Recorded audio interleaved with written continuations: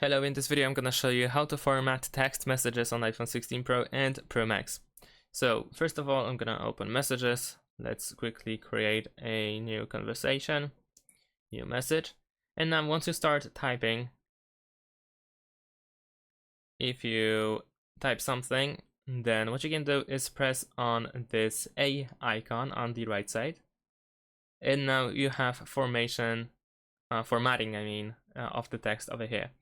So we can make the text bold, we can make it curve, we can add the underline, and we can also add the strike through. In addition to that, we also have these effects that we can apply. Of course, we can select the area that should be included, so that, for instance, only part of the text is actually changed, as you can see. And that's pretty much it.